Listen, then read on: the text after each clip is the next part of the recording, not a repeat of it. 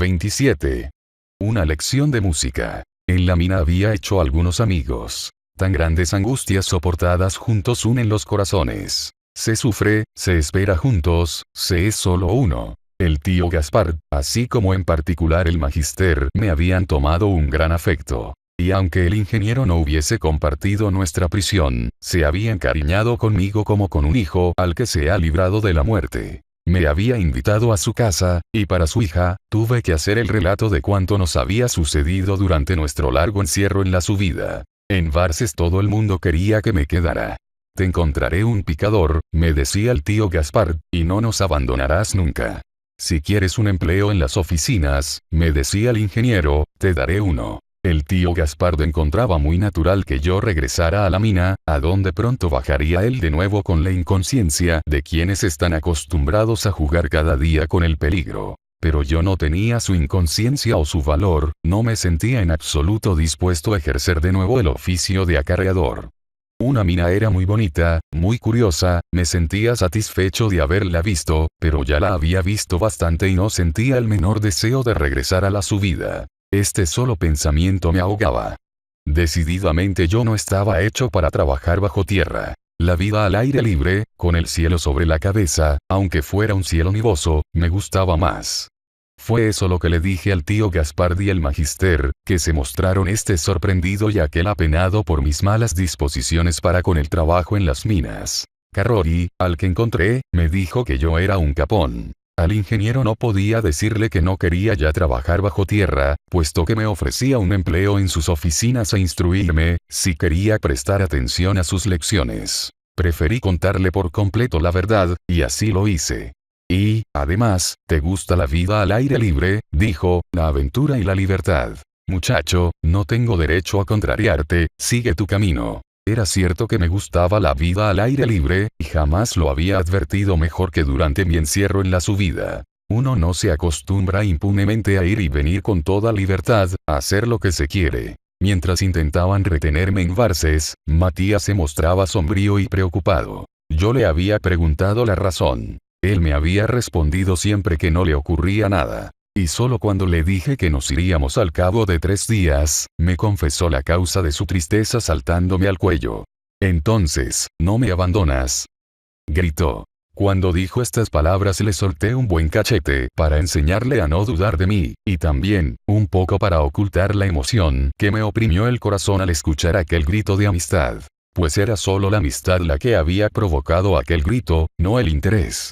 Matías no me necesitaba para ganarse la vida, era perfectamente capaz de ganársela solo. A decir verdad, poseía para ello cualidades de nacimiento que yo no tenía, ni con mucho, en su mismo grado. En principio era mucho más apto que yo para tocar todos los instrumentos, para cantar, para bailar, para representar todos los papeles. Y, además, sabía mejor que yo atraer al honorable público, como decía Vitalis, y hacerle meter la mano en el bolsillo. Solo con su sonrisa, sus ojos dulces, sus blancos dientes, su aire abierto, conmovía los corazones menos sensibles, moviéndolos a la generosidad, y sin pedir nada inspiraba a la gente el deseo de dar. Se obtenía dándole placer. Tan cierto era eso que durante su corta expedición con Capi, mientras yo trabajaba como acarreador, había encontrado el modo de conseguir 18 francos, lo que era una suma considerable. 128 francos que teníamos y los 18 francos ganados por Matías, hacían un total de 146 francos, solo faltaban, pues, 4 francos para comprar la vaca del príncipe. Pese a que no quería trabajar en las minas, salí de Varses con pesadumbre, pues fue necesario separarse de Alexis, del tío Gaspar y del magister. Pero mi destino era separarme de aquellos a quienes amaba y me testimoniaban afecto. Adelante. Con el arpa al hombro y la bolsa a la espalda, nos pusimos de nuevo en camino con un alegre Capi que se revolcaba en el polvo. Confieso que no sin cierto sentimiento de satisfacción, golpeé cuando hubimos salido de Varses, con el pie el sonoro camino, que sonaba de un modo distinto que el lodoso suelo de la mina. Buen sol, hermosos árboles. Antes de nuestra partida, Matías y yo habíamos discutido ampliamente nuestro itinerario, pues yo le había enseñado a leer los mapas y él no imaginaba ya que las distancias no eran más largas para las piernas que andan por un camino que para el dedo que, sobre el mapa, va de una ciudad a otra. Tras haber pesado bien el pro y el contra, habíamos decidido que, en vez de dirigirnos por Clermont, lo que no alargaría demasiado nuestro camino y nos concedería la posibilidad de explotar las ciudades de aguas medicinales, que en aquellos momentos estaban llenas de enfermos, Saint-Nectaire, el Mont Doré, Royard, la Bourboule. Mientras yo trabajaba como acarreador, Matías en su excursión se había encontrado a un domador de osos que se dirigía a aquellas ciudades balnearias, donde, según decía, podía ganarse dinero. Y Matías quería ganar dinero, pensando que 150 francos no eran bastante para comprar una vaca.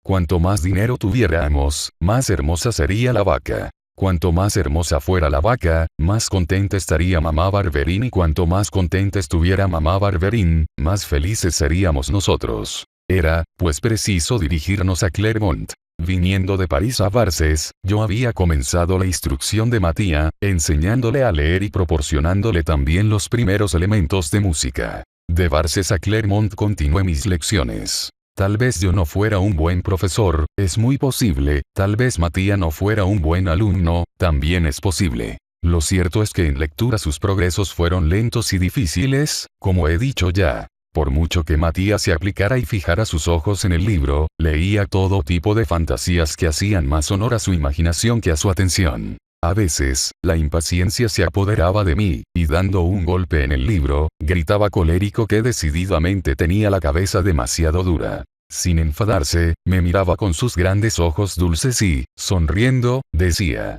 «Es cierto. Solo se ablanda cuando la golpean». Garofoli, que no era tonto, lo supo enseguida. ¿Cómo continuar enfadado ante semejante respuesta?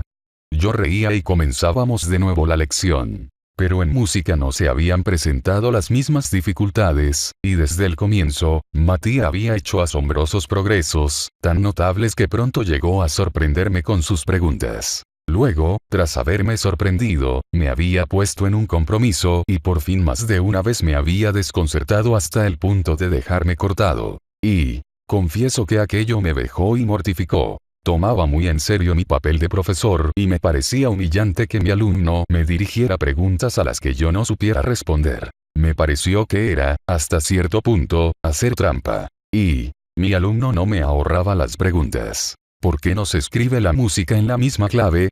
¿Por qué se emplean los sostenidos al subir y los bemoles al bajar? ¿Por qué la primera y la última cadencia de un fragmento no contienen siempre un número regular de tiempos? ¿Por qué se afina el violín a partir de algunas notas y no a partir de otras? Respondí dignamente a esta última pregunta que el violín no era mi instrumento y que jamás me había preocupado por saber cómo debía o no debía afinarse, y Matías no replicó nada. Pero aquella manera de salir del embrollo no había podido servir para las preguntas que se referían a las claves o a los bemoles. Pertenecen simplemente a la música, a la teoría de la música. Yo era profesor de música, profesor de solfeo, y debía responder o perdería mi dorado prestigio. Y mi prestigio, mi autoridad, me importaban mucho. Cuando no conocía la respuesta, salía del compromiso como el tío Gaspar, cuando al preguntarle qué era la hulla, me respondía con seguridad: «Es carbón que se encuentra en la tierra». Con menor seguridad, yo respondía a Matías, si no sabía qué responder: «Es así porque así debe ser. Es una ley». Matías no tenía carácter para rebelarse contra una ley, pero su modo de mirarme, con la boca abierta y los ojos de par en par, no me dejaba orgulloso de mí mismo. Hacía 3 días que habíamos dejado Varces cuando me planteó precisamente una pregunta de ese tipo. En vez de responderle «no lo sé», respondí noblemente: «Porque es así». Entonces pareció preocupado, y en todo el día no pude sacarle una sola palabra, lo que en él era muy extraordinario, pues siempre estaba dispuesto a charlar y a reír. Insistí tanto que terminó por hablar. «Ciertamente», dijo, «eres un buen profesor, y estoy convencido de que nadie me habría enseñado como tú lo que he aprendido». Sin embargo se detuvo. «Sin embargo, ¿qué?» «Sin embargo, tal vez hay cosas que tú no sepas. Eso les ocurre a los más sabios, ¿no es cierto?». «Ah sí, Cuando me contestas, es así porque es así, tal vez existan otras razones que no conoces porque nadie te las ha enseñado a ti mismo. Razonando de este modo me he dicho que si quisieras, podríamos tal vez comprar, por poco dinero, un libro que explique los principios de la música. Está muy bien, ¿verdad? Estaba seguro de que te parecería bien porque, al fin y al cabo, no puedes saber todo lo que hay en los libros, puesto que no has aprendido en los libros. Un buen maestro vale más que el mejor libro.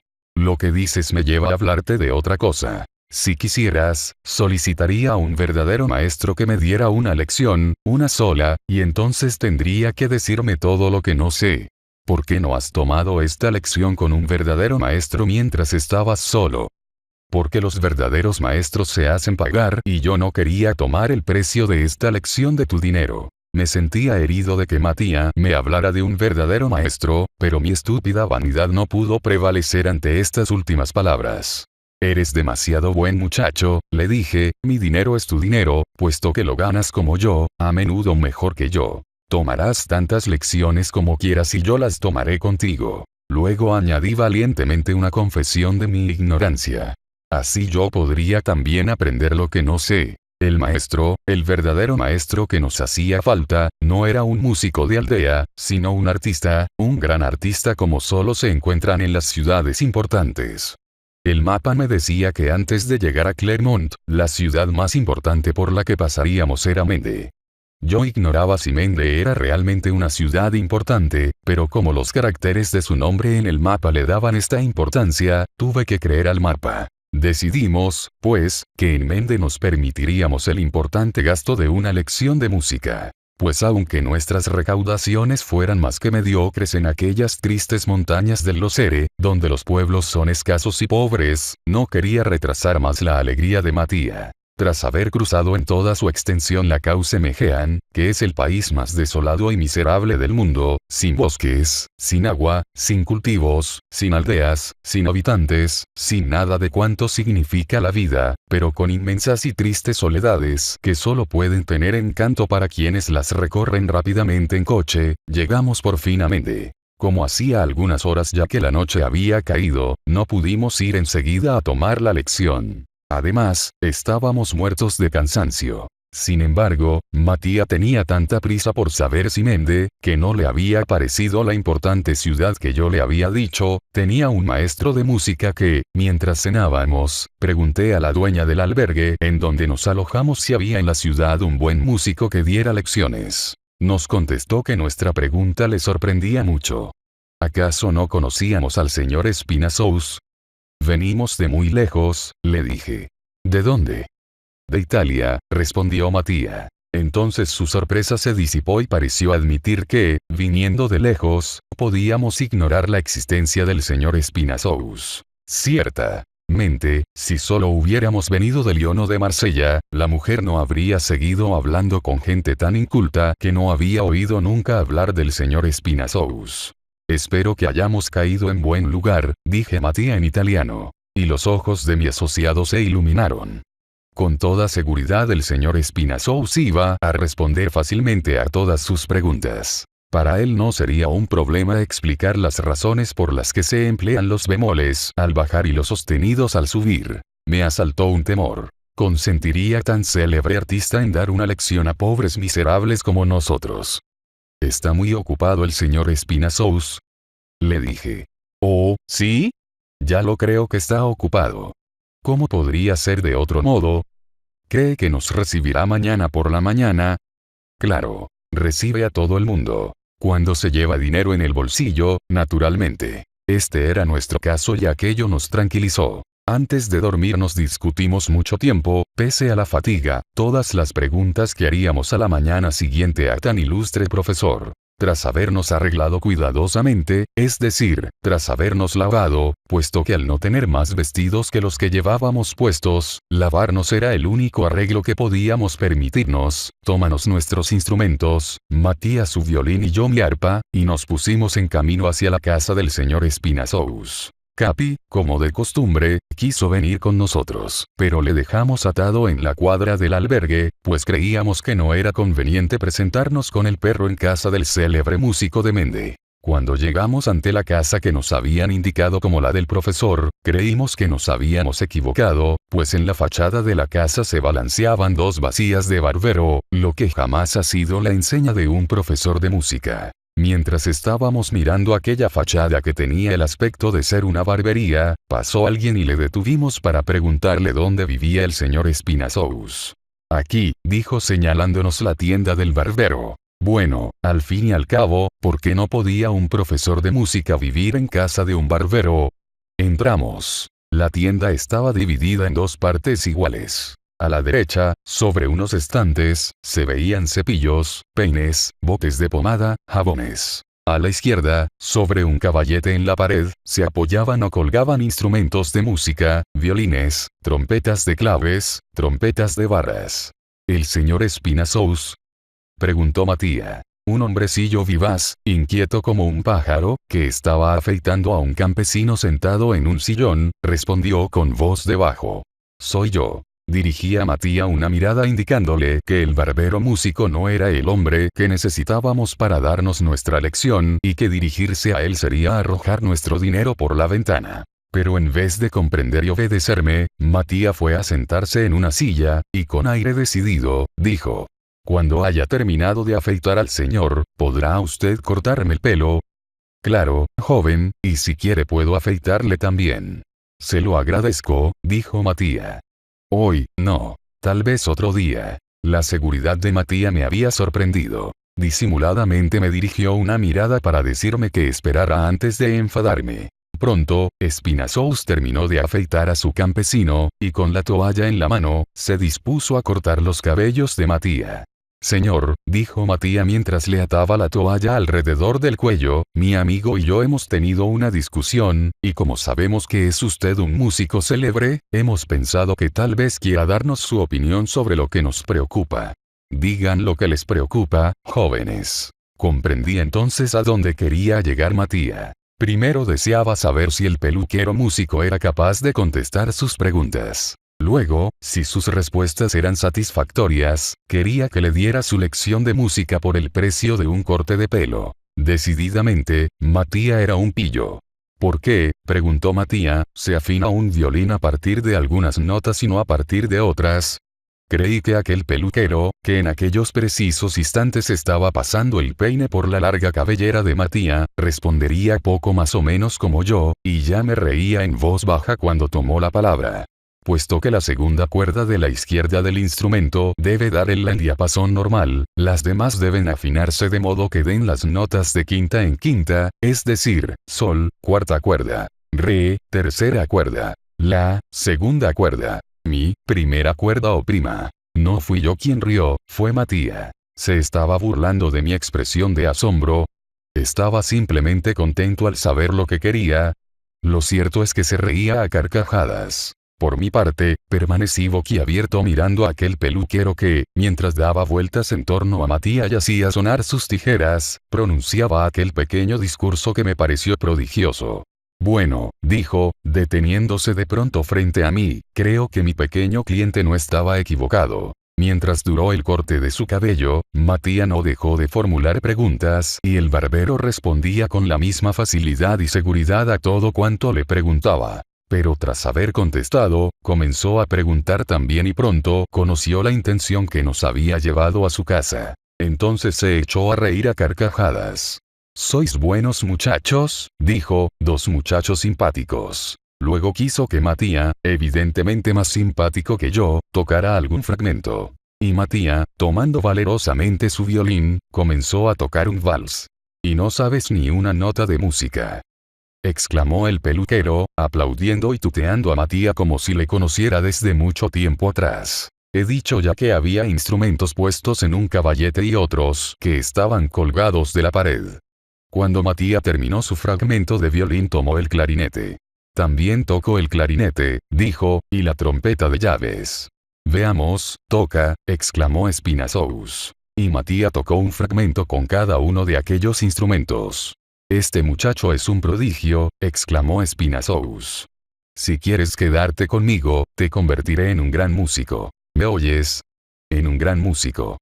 Por la mañana afeitarás conmigo a los parroquianos, y el resto del día te haré trabajar. No creas que, por ser peluquero, no sea un maestro capaz de instruirte. Hay que vivir, comer, beber, dormir, y para eso sirve la navaja. Jazmín no deja de ser el mayor poeta de Francia porque afeite a la gente. Jazmín en Agen, Espinazous en Mende. Al escuchar aquellas palabras miré a Matías. ¿Qué contestaría? Iba a perder a mi amigo, mi camarada, mi hermano, como había perdido sucesivamente a todos aquellos a quienes había amado. Mi corazón se entristeció. Sin embargo, no me abandoné a ese sentimiento. La situación se parecía, en cierto modo, a aquella en que me había encontrado, con Vitalis, cuando la señora Milligan había querido conservarme a su lado. No quise tener que hacerme los mismos reproches que se había hecho Vitalis. Piensa solo en ti, Matías, dije con voz conmovida. Pero se acercó rápidamente a mí y, tomándome de la mano, dijo: ¿Dejar a mi amigo? Jamás. Se lo agradezco, señor. Espinazous insistió diciendo que cuando Matías hubiera terminado su primera educación, hallaría el medio de enviarle a Toulouse y, luego, al Conservatorio de París. Pero Matías siguió respondiendo: dejar a Remy, jamás.